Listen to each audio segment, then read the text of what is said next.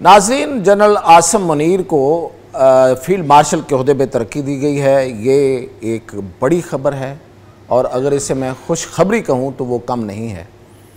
और ये तरक्की क्यों दी गई, इसकी क्या रीज़न्स हैं? क्या ये सिर्फ़ एक सताइश है या इसके पीछे कुछ स्ट्रेटजिक रीज़न भी है?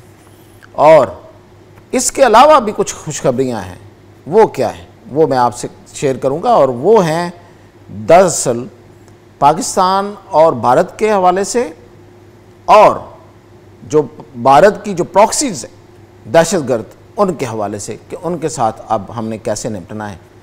तो सबसे पहले तो जनरल आसिम मुनीर को फील्ड मार्शल बनाया गया है।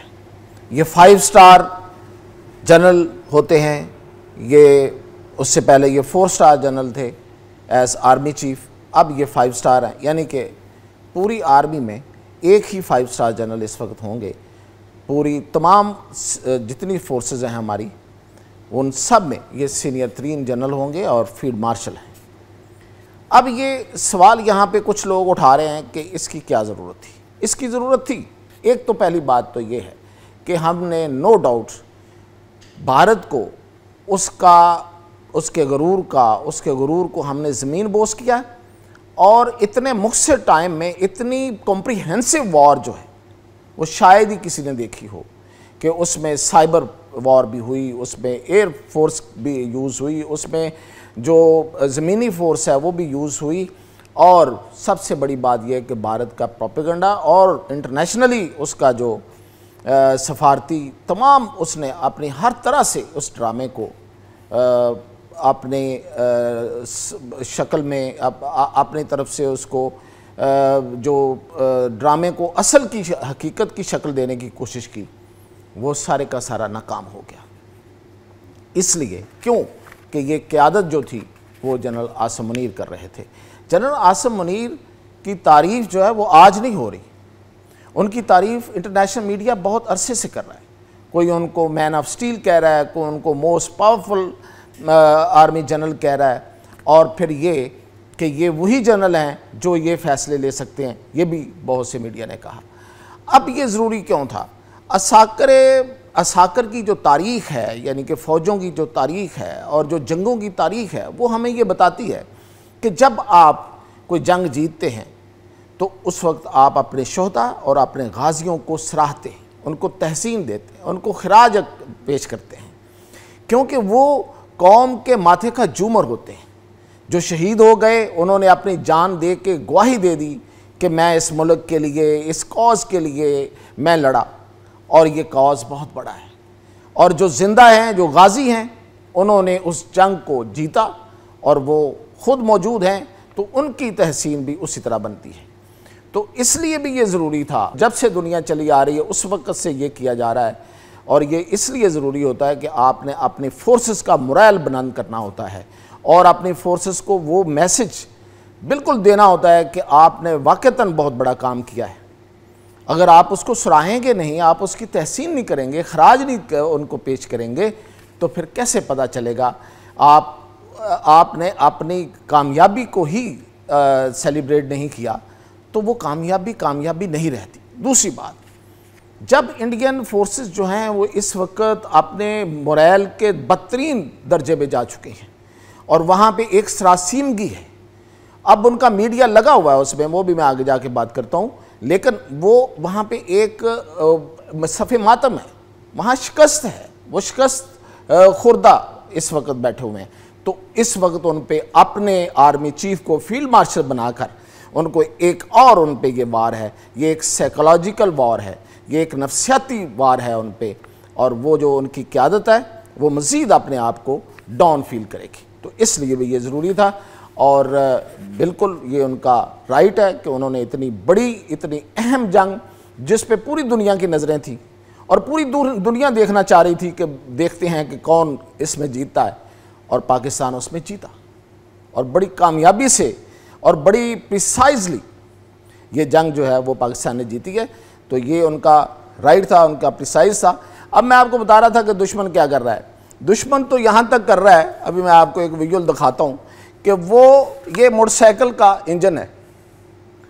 आप सोच सकते हैं कि इस हद तक गिर सकता है। ये मोटरसाइकिल का इंजन दिखा के इंडियन मीडिया जो है वो हमारे मिराज तैयारे का इंजन दिखा रहा है। ये सिंगल पिस्टन इंजन है, ये ज़रा गौर कीजिएगा। तो इस हद तक वो गिरा हुआ और इस हद तक अपने आप को लाने की कोशिश कर रहा है, अपने कौम का मोराल बुलंद करने की कोशिश कर रहा है। जाहिर है कि इस तरह की झूठी खबरों से, फेक न्यूज़ से तो वो हो नहीं सकता। और फिर ये कि आगे क्या और क्या खबरें मैं आपको बता रहा था, तो और हमारे पास ये खुशखबरी है कि चाइना ने इस जंग के जीतने के बाद आप समझें कि हमें एक तोहफ़ा दिया है, इस जंग की जीत का एक तोहफ़ा दिया है, और वो ये है कि J-35 हमें 50% कट प्राइस पे मिल रहे हैं। यानी कि 50% उन्होंने हमारी प्राइस कम करके हमें ये जहाज़ जो है वो दे रहा है। और फिर ये कि ये हमारी जो रकूम की अदायगी है, यानी कि जो पाकिस्तान ने पे करना है इसकी प्राइस को, वो भी इंस्टॉलमेंट्स में करना है, किस्तों में करना है। तो चाइना तो बहुत खुश है, और इसलिए भी खुश है कि उसके दुश्मन को, जो भारत है, जो अमेरिका की प्रॉक्सी है बेसिकली, उसको बड़ा उसके दांत खट्टे किए हैं पाकिस्तान ने, और पाकिस्तान जो उसका दोस्त है वो इस जंग में आगे आया। इसके अलावा जो मैं आपको ख़बर देना चाह रहा था वो ये है कि पाकिस्तान अब इस महाज के बाद, मशरकी महाज के बाद, मगरबी महाज पे बहुत ज़्यादा फोकस है। और ये जो भारत की दूसरी प्रॉक्सीज़ हैं, BLA है और ये TTP है, इनसे निपटने के लिए पाकिस्तान ने चाइना से UAV यानी कि ड्रोन, ये बड़ा जदीद ड्रोन है, ये लिए हैं। ये इनमें से एक ये विंग लोंग 10 है और दूसरा रेनबो 5 है।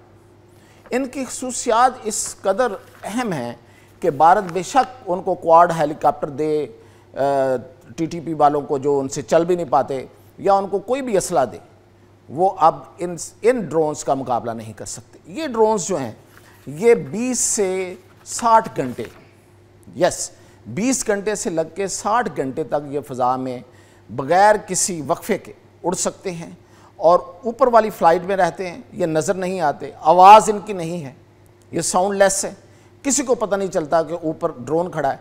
और इसमें बड़े जदीद मिसाइल नस्ब होते हैं, और ये AI इंटीग्रेटेड है, यानी कि ये पहले इंफॉर्मेशन इंटेलिजेंस गैदर करता है, और फिर उस इंफॉर्मेशन को सिमुलेशन जब हो जाती है उसकी, और जब उसके नतीजे में उसको जो मिलती है, फीड मिलती है, उसके मुताबिक फिर अपने टारगेट को ये निशाना बनाता है। और ये जो मैंने आपको जो पहले इससे पहले दिखाया है, ये वाला जो है, ये जो ड्रोन है, ये ड्रोन जो है ये दीवार के अंदर तक देख सकता है, ये इमारत के अंदर तक देख सकता है और उसको निशाना बना सकता है। और ये इस वक्त जदीद तरीन ड्रोन हैं जो चाइना पाकिस्तान को इस लानत से, ये जो दहशतगर्दी की लानत है, इससे निपटने के लिए दे रहा है।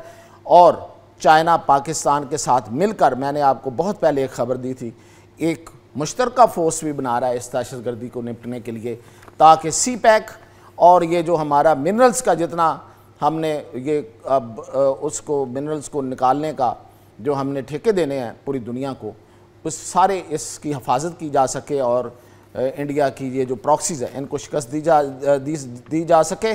और सबसे बड़ी और उससे भी अहम ख़बर ये है कि एक मिसाइल पाकिस्तान जो है DF-41, ये को माने ना माने, मैं आपको ख़बर दे रहा हूँ, DF-41 पाकिस्तान ले रहा है। ये ICBM है, ये इंटरकॉन्टिनेंटल बैलिस्टिक मिसाइल है। इसकी जो रेंज है वो 12,000 से 17,000 है, और ये एटॉमिक वॉरहेड लेके जा सकता है।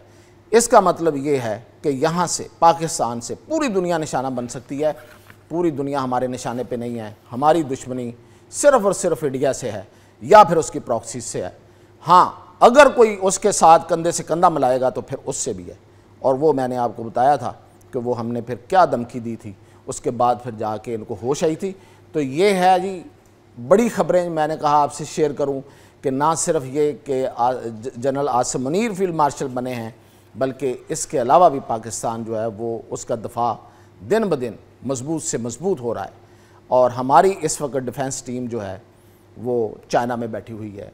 इसहाक डार तो हैं ही हैं, लेकिन डिफेंस टीम भी बैठी है जो इन सारे मामलात को देख रही है। मज़ीद अपडेट के साथ फिर हाज़िर।